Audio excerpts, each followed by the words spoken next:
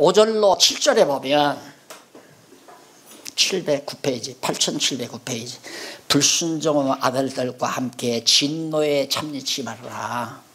그렇죠. 너희도 이것을 정령이 알거니와 음행하는 자나 더러운 자나 탐하는 자나 곧 우상 숭배자는 다 그리스도와 하나님 나라에서 기업을 얻지 못하리니 누구든지 헛된 말로 너희를 속이지 못하게 하라. 이를 인하여 하나님의 진노가 불순종의 아들들에게 임하나니 그러므로 저희와 함께 참여하는 자 되지 말아라.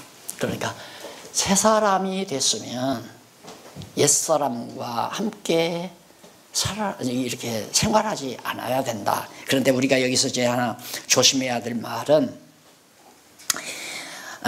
음행하는 자나 더러운 자나 탐하는 자, 욕심 부리는 자, 그 사람 천국 못 간다는 얘기예요. 이게 이제 엄청난 올무가 되는 얘기입니다. 근데 음행하는 자, 그리고 더러운 자, 탐하는 자, 누구를 가리키냐면 곧, 그 말이에요. 곧. 아까 말한 대로 대가 아니라 카이를 말합니다. 카이. 곧 뭘 말하는 거냐? 우상 숭배하는 자. 그러니까 그 사람은 우리가 하나님을 섬기듯이 그 사람은 음행하는 것이 자기 삶의 가치예요. 돈 많이 벌어서 좀 안 된 얘기지만 그래야 실감이 나니까 현지쳐 두고 마음껏 쾌락 즐기고 사는 거. 내가 그래서 그래요. 그 사람들 그 재미 없으면 뭐라고 돈 벌겠어요? 안 그래요? 그 재미라도 있으니까 살죠. 쾌락 즐기는 재미 때문에 사는 거 아니에요. 하나님 없는 사람들은 그게 우상이에요. 더러운 일. 어떻게 그렇게 더러운 일일수록 인간에게 쾌감이 있죠? 그게 인간의 타락성이에요. 그리고 마지막 탐하는 자. 욕심 없는 사람은 어디 있어요? 한 달에 1억 벌면 2억 벌고 싶고 2억 벌면 50억 벌고 싶고 아니 그냥 권력 잡아도 적당히 그냥 먹고 살게 생겼으면 딱 천빈하게 살아야 되잖아요. 아니 끝도 없지요. 할 수 있는 데까지 그럼 오다가 지금 다 서구랑 차고 다 들어앉아 있고 과거도 다 귀양 갔다 오고 법정 앞에 포승줄 차고 서게 되고 탐 없는 사람. 우리들도 다 탐악다 있잖아요. 그래서 아까 수학 이거 모르니까 탐심이 나와요. 크게 자꾸 크게. 자 5장 8절로 14절 어둠의 일을 떠나 빛의 자녀들처럼 행할 것을 권고합니다. 그게 다 앞에서 말한 뭡니까? 앞에서 말한 음행이라는 게 바로 하나님 이외에 진짜 우리의 신랑 되신 예수님 이외에 다른 데 관심이 팔면 그게 음행이에요. 음행과 탐욕, 더러운 거 이런 것을 삶의 목표로 잡고 살면 그 사람들은 지옥 갈 사람들 아니에요? 그런데 설령 예수를 믿어도 신앙생활을 하는데 아직도 육성이 강해가지고 욕심도 부리고 남이 안 볼 때 더러운 일도 좀 서로 행하고 그건 실수죠. 육체의 소욕 때문에 바울이 그것 때문에 고민하잖아요. 그러니까 이런 것들이 교리적으로 정돈이 안 되면 여러분 음행한 사람은 절대 천국 못 갑니다 이래버리면 지금 거기 올 때는 권사님 남편이 왔단 말입니다. 왔는데 이 권사님 남편은 돈 좀 있으니까 어떤 짓도 좀 덜어 하고 이랬는데 가슴에 뜨끔할 거 아니에요. 나 안 나간다. 그 교회 안 나온다 이 말. 그러니까 잘 모르면 가르치지 말아야 하는데 잘 모르고 막 쏟아내니까 다 걸려 넘어지는 거죠. 걸려 넘어져. 우상숭배라는 게 완전히 그 앞에서 말한 모두가 다 우상숭배하는 건데 그 사람들은 그 목표를 정하고 사는 거예요. 그 목표. 추잡한 일이 아니면 인간에게 재미가 없어요. 육체의 쾌락은 추잡할수록 즐거운 거죠. 18절 14절 어두움의 일, 그게 다 어두운 일이에요. 그걸 떠나 밝은 빛 가운데서. 그래서 우리는 레스토랑을 가더라도 밝은 곳, 음침한 곳으로 안 가고 밝은 곳. 내 마음이 밝으면 밝은 곳을 찾게 되고 음침하면 음침한 곳을 찾게 되고. 그래서 너희가 전에는 어두움의 자녀인 이제는 주 안에서 빛이라. 우리 안에 생명의 빛이 비쳤으니까 빛이라. 빛의 자녀들처럼 그렇게 살아라. 자녀처럼, 하나님의 빛의 자녀들처럼. 그다음 빛의 열매는 모든 착함, 선함이란 말이에요. 착하다는 말이 선한, 하나님의 뜻, 착함과 의로움과 하나님의 의 똑같아요. 진실, 진리, 참되고. 이게 착함, 의로움, 진실, 이것이 다 머리 대신 그리스도의 속성이거든요. 이게 머리 대신 그리스도에게 붙어 있으면 착함과 진실과 의로움으로 행할 수밖에 없죠. 머리의 지배를 받으니까. 주께 기쁘시게 할 것이 무엇인가 시험하여 보라. 너희는 앞에 열매 없는 어둠의 일에 참여하지 말고 도리어 책망하라. 또 자꾸 이걸 그리게 되는데 이게 정말 나는 교회관을 이 그림 한 장으로 딱 정리를 한 거예요. 기독교 윤리 문제라든가 교회 조직 문제라든가 모든 문제가 이 그림 하나 속에 다 들어있잖아요. 머리가 교회 주관해요. 성령을 통해서. 성령의 교통하심이 바로 이렇게 다 몸으로, 성령의 교통하심이 다 발가락까지, 발톱까지, 어느 구석 하나하나 성령의 교통하심이 없는 곳이 없단 말입니다. 그 교통하심은 반드시 말씀을 통하여, 성경 말씀을 통하여 역사하신다. 이 그림 하나로 완전히 교회관이 정리된 거예요. 어려운 게 아니에요. 따지고 보면. 자, 이렇게 해서 결국 기쁘시게 할까? 주님이 당연히 이 몸이 주님, 머리 대신 주님을 기쁘시게 하는 거 아닙니까? 예를 들면 머리에서는 야, 좀 빠듯이 걸어가라 그러는데 이런다 이거예요. 머리가 얼마나 괴로워요 이게. 이게 이제 마비 현상이 오니까 이럴 거 아니에요. 중풍병이 드니까. 그러니까 정말 성령의 교통하심이 진하게 교통이 되면 머리 대신 그리스도가 기쁘실 거 아닙니까? 그러니까 속사람이 자라지 아니하면 어쩔 수 없죠. 그러니까 아기도 낳아서 1살 되기 전에는 4발로 계단이잖아요. 4발로. 돌 지나고 나면 걸어도 삐적삐적 하다가 쓰러지고 삐져요. 왜? 힘이 없으니까. 자라지 못했으니까. 근데 자라게 되면 아주 활발하게 잘 걷는 것처럼 우리 목사님들이 정말 성도들을 잘 양식을 먹여놓으면 튼튼하게 자라서 정말 자기 혼자서 척척 걸어가가지고 나가서 가정 이루어서 돈 벌면 아버지 차 한 대 바꾸세요. 내가 바꿔드리죠. 그게 목회 아닙니까? 나는 목회가 그거라고 생각해. 부모가 자식 기르듯이. 아이 목사님 이번에 어디 선교 떠나신다면서요. 아니 제가 비행기표 한 장 사왔습니다. 비행기표 하나 사왔습니다. 많이 합력 못해서 좀 마음이 안타깝고요. 이러면서 합력해주는 그런 동역자로 길러놓으면. 근데 만날 질질 지리고 앉아서 그냥 냄새나는 거나 쏟아내고 그건 병든 자식이지. 10년을 길러놨는데 그냥 자리에 누워서 냄새나는 거나 쏟아내면 그거 어디다 쓰겠어요. 항상 그거 뒤치다거리 하느라고 고생하는 게 목사님들이란 말입니다. 10년을 길러도 안 크는데 뭐. 그리고 말이나 잘 들으면 몰라.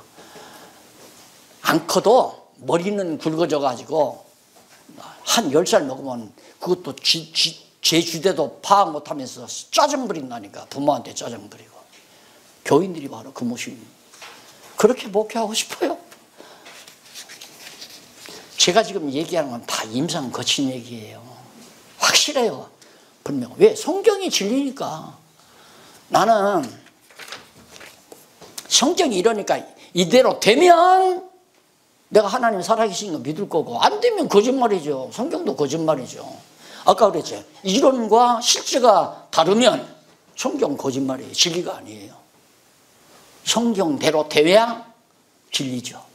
아브라함도 언약대로 이루어지니까 믿던데, 이삭도 그랬고 야곱도 그랬고, 언약대로 하나님께서 말씀하신 대로 이루어지니까 믿어진 거 아니에요. 그래서 성경을 깨닫고 나서 하자. 하나님이 살아계시면 반드시 이대로 된다. 되더라고요. 그래서 하나님 나라 수학도 풀 줄 알았고요. 그 다음에 세 번째, 8712페이지. 지혜로운 자로 살라. 지혜로운 자로 살도록 권고하라. 그 지혜로운 자가 누굽니까? 여호와를 경외하는 것이 지혜의 근본이에요. 여호와 경외하는 뿌리가 자리 잡고 있으면 거기서 새순이 나서 자라게 돼 있잖아요. 그러니까 예수를 그리스도로 믿는다는 말은 여호와 하나님이 살아계시다는 확증 아니에요? 그렇게 예수를 그리스도로 믿는 성도들은 여호와 경외하는 지혜가 있게 돼 있죠. 지혜가 있기 때문에 아하, 여호와의 말씀대로 되어진다. 이것도 지혜예요. 내 고집대로 하면 안 된다. 이것도 지혜고, 육체의 소욕대로 살면 안 된다. 이것도 지혜고, 성령의 소욕에 따르면 된다. 이게 바로 또 지혜고. 그러니까 여호와 경외하는 그런 지혜자로 살도록 분별을 해야 된다. 언젠가 여기 그 목사님 안 오시네. 내가 너무 과격하게 얘기했나? 안 보이니까 가끔 생각이 나요. 여기서 그랬나? 아, 여기가 아니군요. 저기서 여성회관에서 강의를 딱 끝나고 질문하라니까 딱 일어나서, 목사님 그 11조를 안 내면 우리 목사님들이 목회를 못합니다.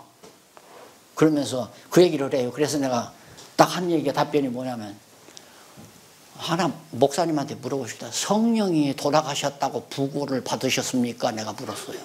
그러니까 그게 무슨 말인지 처음에 못 알아듣더라고요. 아니, 성령께서 다 교회를 해가시는데 교인들이 11조를 안 내면 교회가 안 된다? 그것도 웃기는 얘기 아니에요.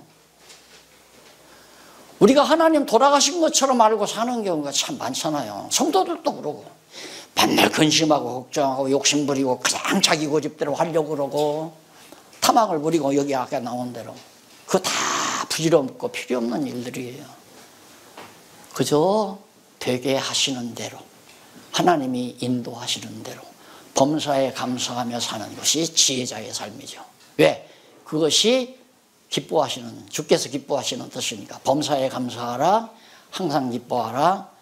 범사에 감사하라, 항상 기뻐하라. 쉬지 말고 기도하라. 쉬지 말고 기도하라는 말은 건전한 하나님의 뜻을 사모하고 살으라는 얘기 아니에요? 기도라는 게. 그게 지혜자의 삶이죠. 지혜자로서의 삶. 한번 보십시다. 지혜 없는 자 같이 말고 지혜 있는 자 같이 하라. 15절로 17절. 아마 이 신앙도 너무 많은 내용이 알기 때문에 안 읽어도 다 아시겠지만, 그래도 한번 읽고 지나가야 확증이 되잖아요.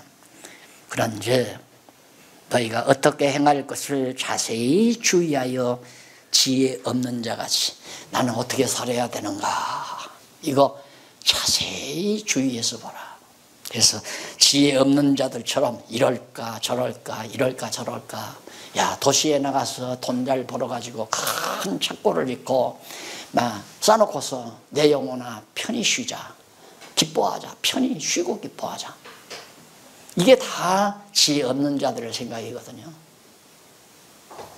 예, 너는 네 영혼이 무엇이냐, 네가 무엇이기에 이럴까 저럴까 그러지 말고, 하나님의 뜻이면 부자로 살 수도 있고 하나님의 뜻이면 가난하게도 살 수 있다라고 생각하고 살아라. 하나님의 뜻대로 되어진다는 걸 알고 살아라. 그게 여호와 경외하는 지혜란 말입니다. 오직 지혜 없는 자가 지하여 세월을 아끼라. 지혜 있는 자가 지혜서. 그러니까 어떻게 하면 지혜가 있나, 돼지우리 안 갔다 오고 사는 게 세월 아끼는 거 아니에요? 예? 돼지우리를 안 갔다 오는 방법은 아버지가 볼 때 자기가 지혜가 있으면 절대 안 가요. 아, 내가 아버지 떠나서는 안 된다. 잘못하면 망한다. 이거 아는 아들놈은 절대 아버지 나 지금 재산 태주세요. 이렇게 지 맘대로 살려고 안 한다 이거예요. 그러니까 세월 아끼는 방법은 돼지우리까지 갔다가 돌아오는 그 세월을 아끼는 거죠. 지혜자는. 지혜가 없으면 그 세월을 낭비하는 거고요. 그래서 아끼라 때가 악하니라. 때가 악하니까 악한 일을 하면서 사는 것이 전부가 다 세월을 낭비하는 것이다. 그러므로 어리석은 자가 되지 말고 오직 주의 뜻이 무엇인가 이해하라. 항상 머리 되신 주님의 뜻이 뭔가 이걸 주의하고 살피는데 그걸 깨닫게 하는 분이 아까 우리 박 목사님 그런 고등 하나님 나라 수학을 왜 공짜로 가르칩니까 하는데 이 성령의 교통하심이 오면 주님의 기뻐하시는 뜻이 뭔가가 딱딱 깨달아진다 이 말이에요. 아, 이걸 하나님이 기뻐하시는구나. 이게 하나님이 기뻐하시는 거구나. 그래서 전에도 말씀드렸죠. 제 기도는 간단해요. 하나님 주셨으니까 땅에 묻어지지 않게 해주세요. 이거예요. 하나님 나에게 이 질그릇 같은 이 인간에게 이 값진 보화를 주셨는데 이거 혼자 가지고 욕심 부리지 말고 땅에다 묻어두지 말게 하십시오. 누군가는 대통령 한 번 해서 돈이 엄청 많으니까 지금 땅에 묻혀 있대요. 항아리에다 큰 항아리에다 땅에 묻어놨는데 어디다 뒀는지 아무도 모르잖아요. 그게 기도였어요. 그냥 하나님 묻어두지 않게 해주시옵소서.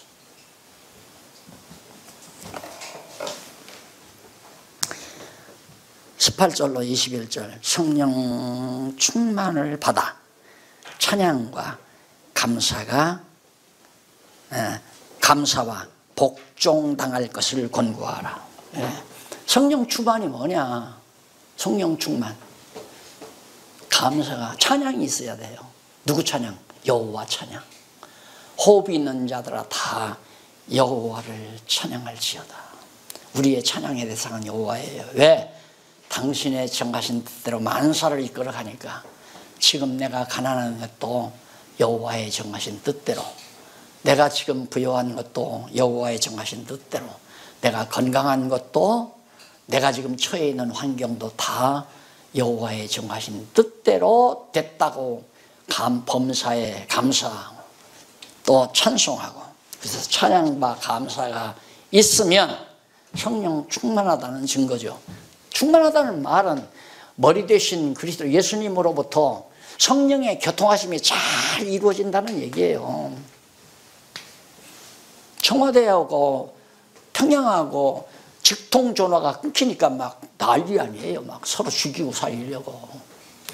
다시 개통됐다고 하잖아요. 지금 통화가 되잖아요. 그러듯이 오늘 우리들도 머리 드신 그리스도와의 통화가 안 된다는 것은 그만큼 육체의 소욕으로 많이 쌓여 있다는 얘기예요. 이 통화가 잘 된다는 건 충만하다는 얘기고, 그런데 지금까지 성령 충만이 뭐냐? 미친 짓 해야 성령 충만이야. 미친 짓을 해야. 막 공부를 하고 막 그냥 울고 불고 막 쌀래쌀래하고 막 그냥 난리를 치고 이래야 성령 충만인 거예요. 마지막 하나 있어요. 복종당하라는 말은 성도들이 목사에게 복종하라는 얘기가 아니잖아요. 머리에게 복종당하라 이 말이에요. 잘 성령의 충만함이 있으면 교통이 잘 되니까 머리가 하라는 대로 할 거 아니에요. 하고 싶은 마음이 자꾸 나와요. 내 안에서.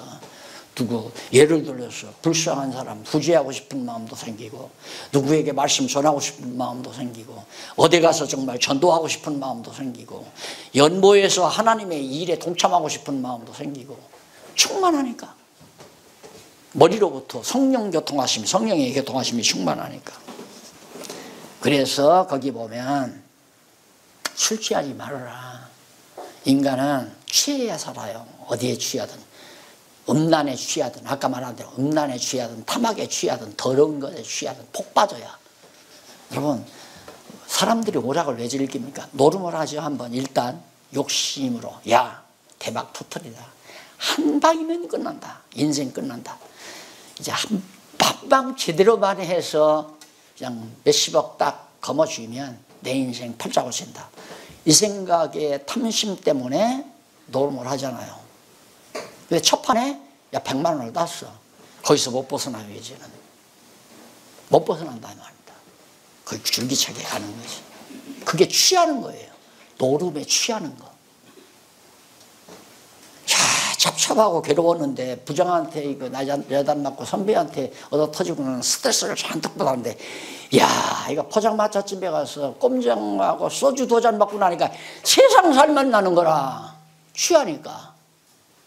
그래서 술 취하는 거잖아요. 우리는 성령에 취하자. 성령에 취하자. 그게 성령 충만함이에요. 사람은 취해야 살지 안 취하면 못 살아요. 막 잡념에 들고 근심 걱정이 생기고 막 그냥 분노가 생기고 온갖 잡념이 막 머리를 지배하니까 잠도 안 오고. 근데 성령의 충만함 받으면 끝나잖아요. 이래도 감사하고 저래도 감사하고 찬양이 나오고 행복하고. 여성어간 강의를 끝나고 나니까 알지 못하는 목사님한테서 뭐 이렇게 메모가 하나 날라와서 신문사로 왔다고 나한테 보여주는데, 지난번 강의 듣고 너무 행복했습니다 그러더라고요. 근데 그 사람이 행복하다는데 내가 왜 그렇게 기뻐요? 안 그래요? 너무 행복했습니다. 네. 그래서 우리 성도들은 술 취하지 말고 성령 취해라. 성령 충만함을 받으라. 시와 충만함을 받으면 시와 찬미와 신령한 노래들로, 이게 소위 우리들은 찬양이라고, 찬송, 찬양 그렇게 말하잖아요. 서로 화답하며 서로 같이 합창하고 화답하면서 너희의 마음으로 주께 노래하며 찬송하며 범사의 우리 주 예수 그리스도의 이름으로 항상 아버지 하나님께 감사하며, 여기도 찬양과 감사하네. 이것이 소위 우리가 말하는 경건회라는 거예요. 예배, 소위 우리는 예배라고 그러죠. 예배는 제사 개념이 있으니까 예배라는 말은 합당치 않아요. 그냥 우리 구속받고 성령의 교통함을 받은 우리 한 몸들이, 그리스도의 몸들이 모이면 찬양밖에는 안 나오고 감사밖에는 안 나오고, 감사와 찬양을 하는 것이 바로 쉬운 말로 명칭을 붙이자면 그게 경건회예요. 지혜로운 자들의 만남에서 이루어지는 것. 그래서 우리 개혁자들이 종교개혁자들이 예배라는 이름을 붙여놓고 우리 종교개혁은 말씀 중심 예배다 이렇게 말했거든요. 근데 말씀은 방법이에요. 말씀은 방법. 목적은 찬양과 감사예요. 그게 하나님의 말씀을 잘 가르치면 결과는 찬양과 감사로 나오게 돼 있어요. 그것이 우리 개혁주의 사상의 하나의 하나님께 대한 삶의 신령한 예배란 말입니다. 그게 영적 예배고 신령한 예배고. 그 이제 바로 그리스도의 머리 되신 그리스도에게 완전히 연결돼서 한 몸이 돼가지고 언제나 찬양이 있고 감사가 넘쳐요. 10명만 모여도 불평불만이 있는 게 아니라 감사하고 찬양하고 말씀 상고하고 그거예요. 그런데 성경은 잘 모르니까 성경 말씀 가르치는 건 제껴놓고 그냥 예배라고 하는 의식을 헌법으로 만들어 놓고 참 답답한 거죠. 그래서 애매한 어리숙한 많은 영혼들 종교심만 충족시켜주는, 나는 신에게 이렇게 인사를 했다, 제사를 드렸다, 그러니 신은 나에게 복을 주실 것이다, 막연한 종교심의 충족을 주는 정도가 우리 개신교도 마찬가지고, 구견을 아야 그것이 적극적인 행위고, 미사라고 하는 게 아주 안울한 영혼들을 아주 기만하는 기만술책이에요. 미사라고 하는 것이 뭘 뿌리고 갖다 씌워주고 뭘 나눠서 먹이고. 그러니까 많은 어리석은 영혼들은 그냥 집전하는 신부로부터 뭐 하나 쪼가리 받아 먹으면 굉장한 하나님의 은총을 받는 것처럼 느끼게 만들어 놨으니 성경 말씀은 아무것도 모르고 개신교도 모르니까 결국엔 부교처럼 다시 미사를 예배로 바꾸어서 미사처럼 하려고 자꾸 하잖아요. 그래서 이제 정말 신령한 예배, 영적 예배, 로마서에서 우리 배운 것처럼 산제사, 영적 예배가 뭐냐? 우리 성도들이, 지혜로운 성도들이 모여서 찬송과 감사를 드리는 이것이 바로. 그러니까 우리는 항상 모이면 찬송하고 기도하고 그게 핵심이에요. 찬송과 기도가 안 나오는 사람에게는 말씀으로 키워서 깨닫게 해서 찬송과 기도가 나오게 만들고. 그러니까 목사님들이 내가 목회를 잘했는가 잘못했는가를 마지막 결실로 판단하는 방법은 나한테 양육받은 성도들이 찬송이 있나 범사에 감사가 있나 늘 기쁨으로 사는가 그걸 확인해 보시면 돼요. 자, 그 다음에 5장 22절로부터 요거 2번입니다. 개인 생활에 대한 권고. 이 생활이죠. 신약교회의 생활. 밑에 이제 개인 생활은 어떻게 하는가. 신앙생활은 지금까지 말하는 것이고 개인 생활은 첫째 개인 생활이고 아까는 이제 신앙생활이고 개인 생활은 우선 개인 생활, 가정생활 나옵니다. 그게 5장 22절로 6장 4절까지인데 아내는 주에게 하듯 남편에게 복종하며 살아라. 이거죠. 자, 이걸 이제 거기 보면 아내들이여 자기 남편에게 복종하기를 주께 하듯 하라. 이는 남편이 아내의 머리됨이 그리스도께서 교회의 머리됨과 같음이니 그가 친히 몸의 구주시니라. 몸의 구주가 예수 그리스도가. 그러나 교회가 그러나 이게 맛이 중요해요. 그러나 왜 그래야 되는가? 그러나 교회가 그리스도에게 하듯 아내들도 범사의 그 남편에게 복종하라 하는 얘기예요. 그러면 우리는 이 구절만 보면 강단에서 아내들은 남편에게 복종해야 한다. 교회가 그리스도에게 복종하다. 절대 복종하라는 얘기예요. 자, 그래가지고 지금 우리 보수주의에서는 여자들 장로도 안 세우고 목사도 안 세우고 그게 성경대로 하는 것처럼 난리를 치잖아요. 근데 그 이유는 뭐냐면 그 다음 봐야죠. 남편은 그럼 어떻게 하는가? 26절부터 28절. 남편은 주가 교회에게 하듯 아내를 사랑할 것을. 그러니까 아내가 앙탈 부리는 것은 남편의 사랑의 부족 때문입니다.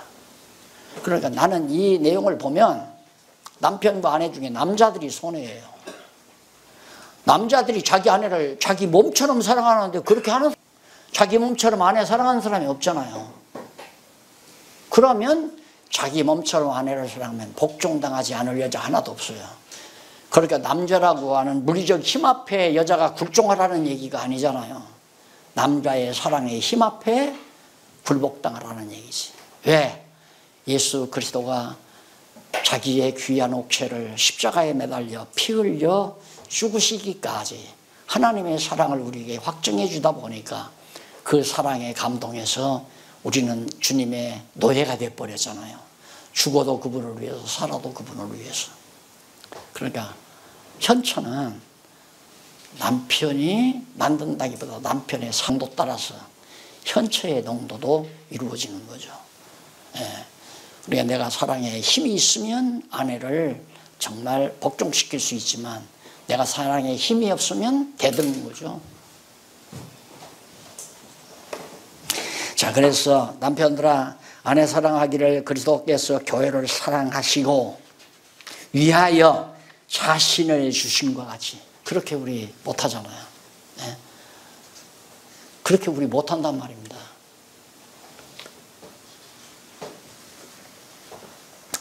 이는 곧 물로 씻어 말씀으로 깨끗하게 하사 걸어가게 하시고 자기 앞에 영광스러운 교회로 세우사 티나 주름 잡힌 것이나 이런 것들이 없이 거룩하고 흠이 없게 하려 하심이라.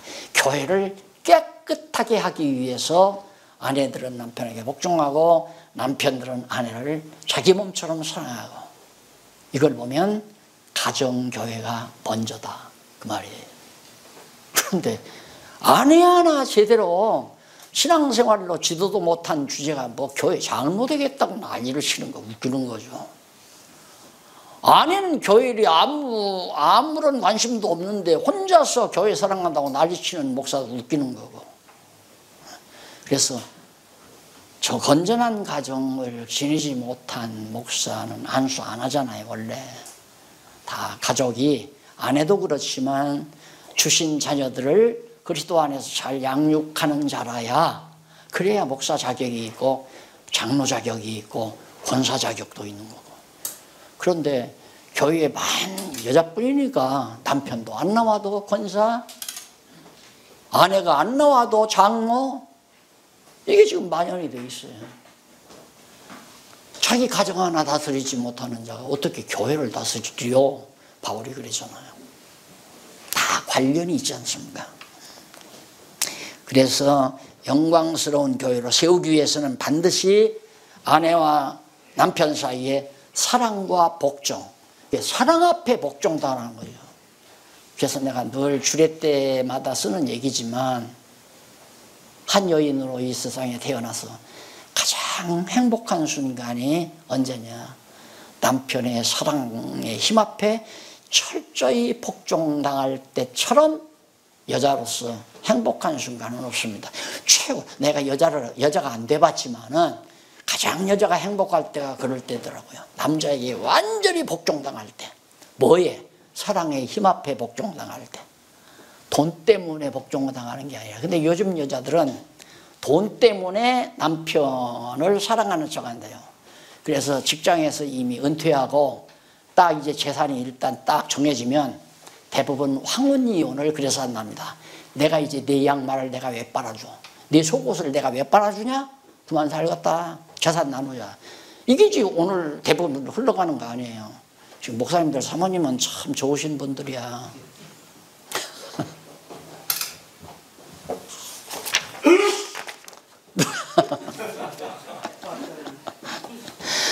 6장 1절로 살 자녀들아, 부모들이 각각 취할 바른 태도에 대해 권고합니다. 자녀들도 역시 사랑의 힘으로 길러야 됩니다. 그래요. 어젯밤 하나님께서 내게 말씀하시기를 이따구 소리 하면서 기르면 사기꾼 되잖아요. 사기꾼 됐잖아요. 이게 실제로 된 거니까. 자식들 앞에서 거짓말하거나 자식들 앞에서 자기도 행치 못하는 일, 그러니까 그런 말이 있잖아요. 부흥 강사가 뭐 예를 들었으면 그런 얘기 나도 들었습니다만, 하도 목사님이 이제 막 강단에 서서 그렇듯하니까 아내가 이부자리 싸질못 입고 강단으로 올라왔대요. 왜 그러냐니까, 저런 남편 같으면 내가 사랑하고 살겠다고. 그래도 안 되죠. 이게 남편의 강론을 듣고 아내가 감동받으면 됩니다. 그건 남편이 시키는 게 아니라 성경 말씀대로 바르게만 가르치면 아내도 감동을 받아요. 반드시. 그래서 정말 자녀들도 하나님의 말씀으로만 잘 가르쳐주면 다 자녀들이 아름답게. 사회생활은 어떻게 하는가? 6장 5절로 9절에 나와요. 종들은 그리스도에게 하듯 상전에게 순종하라.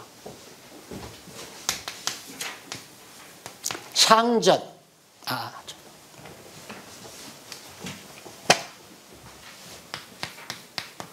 주하고 상전하고 좋은 관계입니다.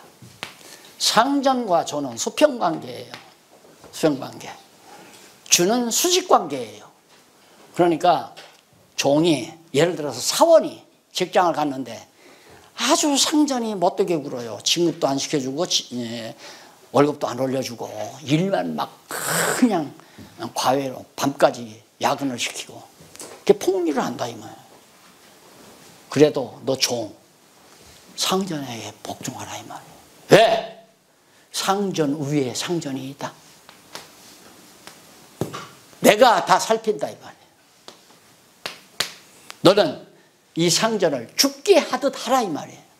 그게 누구냐면 대표적인 게 야곱입니다. 야곱이 외삼촌의 집에 가서, 외삼촌은 참 나쁜 사람이에요. 보면 외삼촌의 집에 가서 그래 20년 부려먹는데 딸 둘 데리고 14년 부려먹었잖아요. 막판에 가서 재산 준다고 전부 다 그 얼룩무늬 양들은 전부 골라가지고 막 저 멀리 한 3일 길로. 왜? 요 양들이, 야곱이 기르는 양들이 때가 되면 막 냄새를 풍겨가지고 쏜 놈들이 달겨들면 안 되니까 멀리 보내가지고 7년을 살고 나니까 완전히 외삼촌의 재산이 다 야곱에게로 와버렸어요. 밤에 가서 도둑질해 본 게 아니거든요.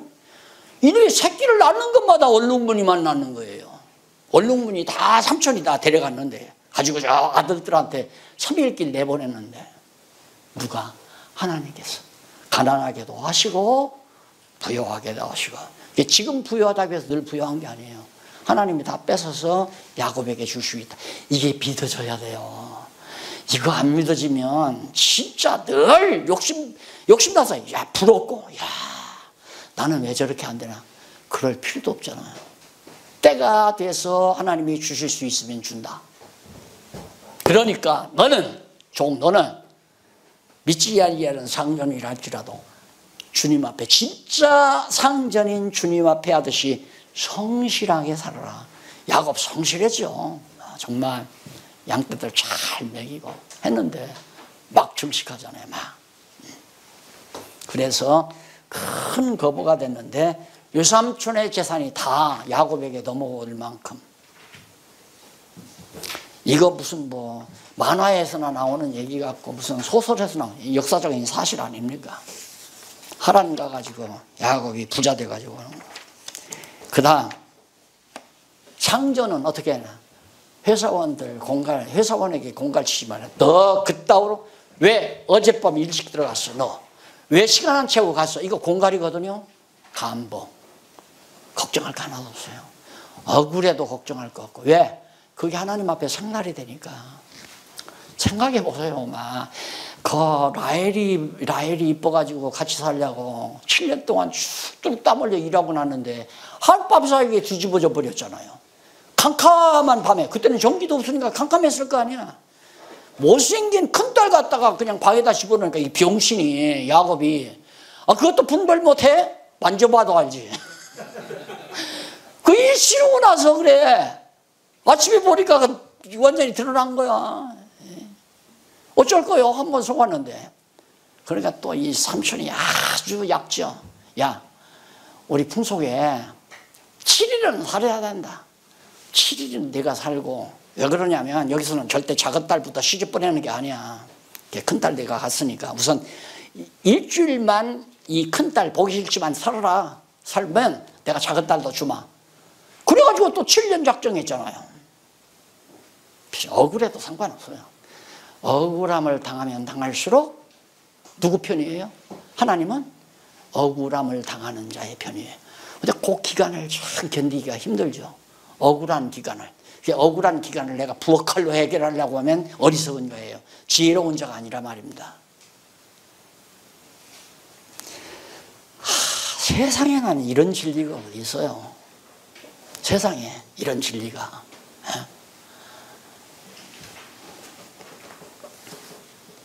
그러면서 공갈 치지 말라. 그런데 뭐 요즘 뭐 교회에서도 공갈 많잖아요. 당신 저주받아. 자기네 교인이 어디로 인천에서 아주 교회 꽤 했던 옛 화가 몇십 년 전 사람이에요.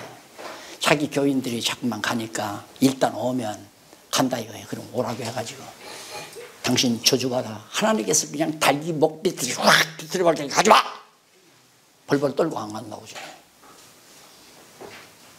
그게 공갈이에요. 공갈 협박. 성도의 무장을 경고합니다. 일상생활. 우리 성도들은 일상생활을 어떻게 하냐.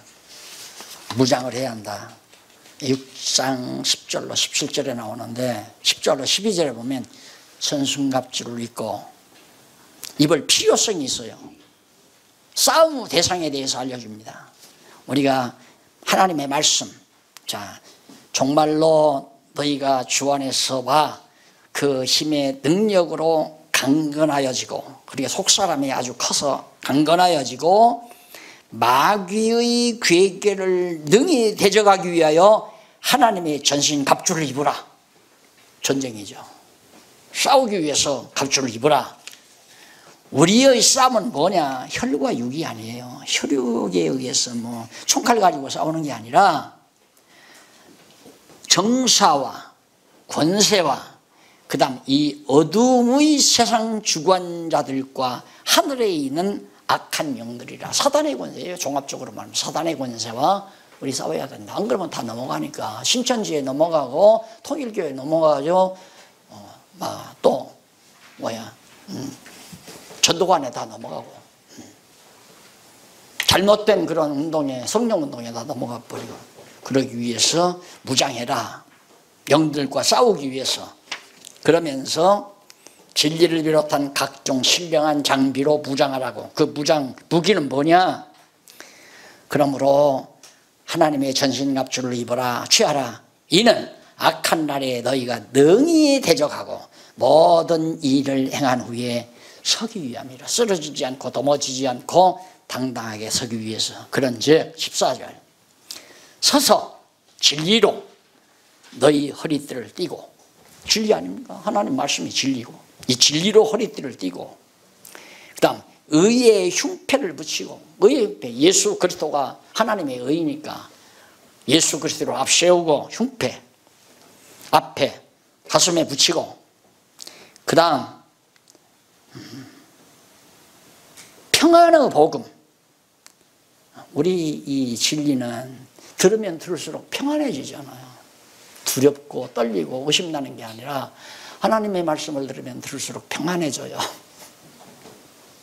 그리고 평안의 복음으로 예비한 것으로 신을 신고, 그 다음 모든 것 위에 믿음의 방패를 가지고 이로써 능히 악한 자의 모든 화전을 소멸하고 구원의 투구를 써라.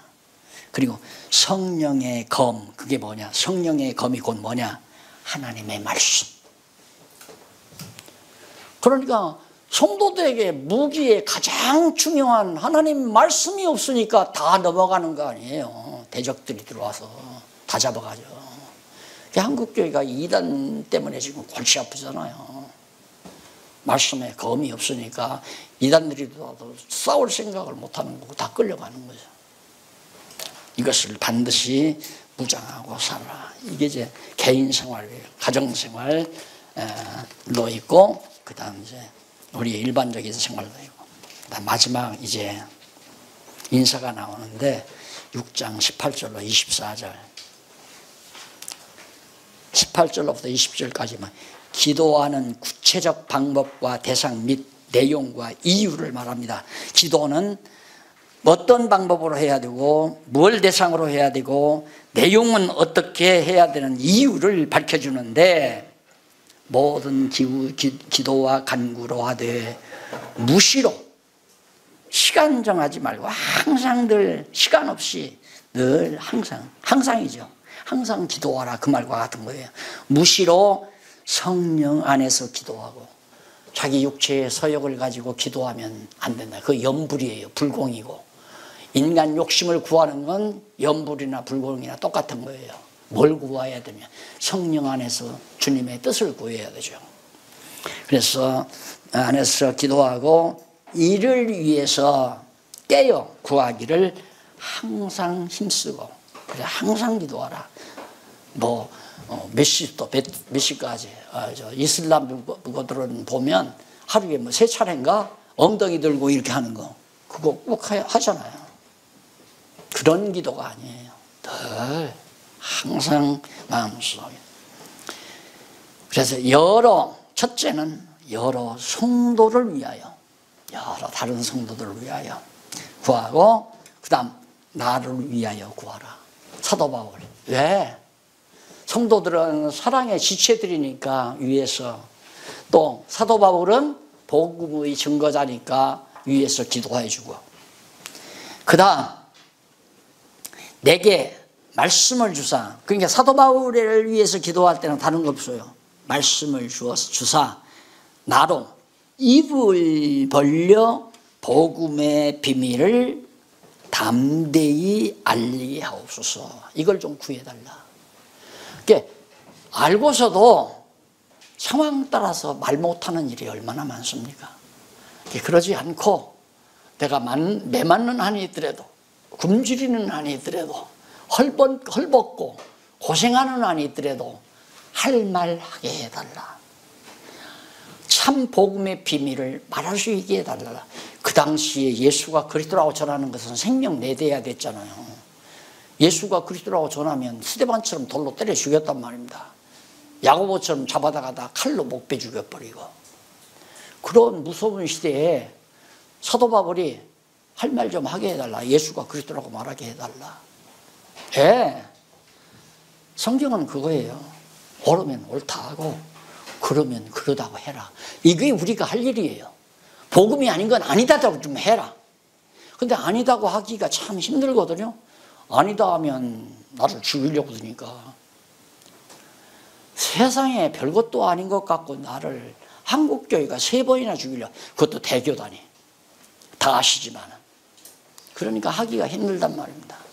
한국적 상황에서 말씀을 바르게 전한다는 거, 교권 때문에도 힘들지만 대중 때문에도 안 돼요.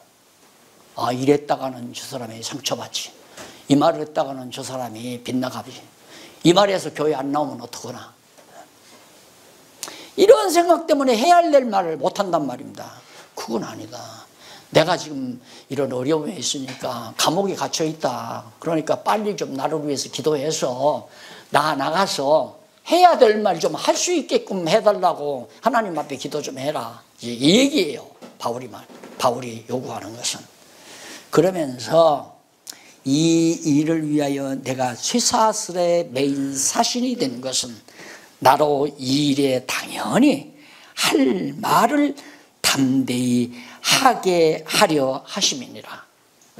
바울을 감옥에 가둬놓고 담력을 키우는 거예요. 너 이래도 할 말 하겠느냐? 난 하고 싶다 이거예요. 이제라도 하나님께서 감옥에서 문을 열어주시면 내가 나서 목숨 내대고 예수가 그리스도라고 전해야 되겠다. 이 얘기 아닙니까?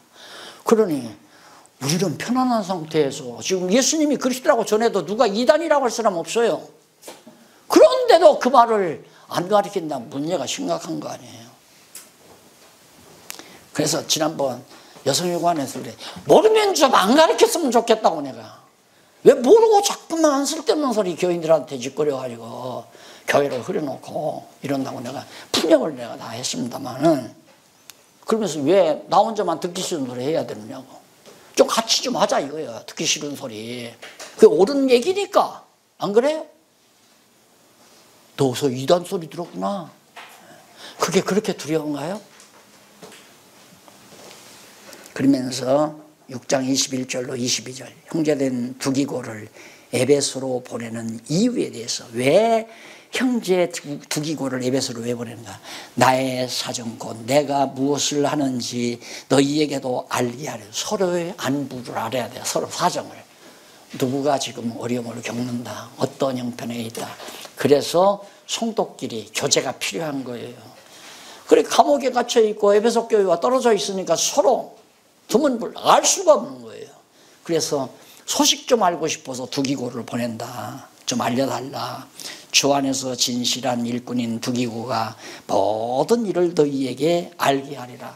내가 지금 감옥 안에서 당하고 있는 이 어려운 여건을 다 일일이 잘 말해줄 것이다. 우리 사정을 알게 하고 또 너희 마음을 위로하게 하기 위하여 내가 특별히 저를 너희에게 보내라. 바울이 감옥에 갇혔다니까 에베소 교회가 얼마나, 교회 성도들이 얼마나 걱정이 많았겠어요. 그러니까 걱정하지 않아도 된다는 걸 자세히 알려주므로 성도들을 위로하기 위해서. 마지막 인사 남깁니다. 아버지 하나님과 주 예수 그리스도에게로부터, 여기는 성령이 빠지죠, 어떻게 보면. 그래서 아버지와 천상 보좌 우편에 앉아 계신 예수 그리스도로부터 평안과 믿음을 겸한 사랑이 형제들에게 있을지어다. 하나님과 예수 그리스도의 사랑이 우리 주 예수 그리스도를 변함없이 사랑하는 모든 자에게 은혜가 있을지어다. 마지막 인사를 남기고 서신을 끝내게 됩니다. 여기에 바로 교회관이 듬뿍 담겨 있다. 이것이 에베소서가 바로 교회관의 핵심이라는 것을 여러분들에게 말씀을 드렸습니다. 기도하십시다. 전능하신 하나님 아버지, 하나님의 정하신 뜻이 있어서 이처럼 3년째 사랑하는 동역자들과 믿는 것과 아는 것이 하나 되게 하시려고 이 아름답고 소중한 시간을 허락하신 줄 알고 감사와 찬양과 영광을 오직 하나님께 돌려드립니다. 하나님 아버지, 이 시간이 헛된 시간 되지 말게 하시고 만나서 한평생 목숨 다해 주를 위해서 죽고 주를 위해서 사는 아름다운 동역자들로 꼭 희사슬로 묶어 주시옵소서. 금사슬로 연결시켜 주시옵소서. 예수님 이름으로 기도드립니다. 아멘.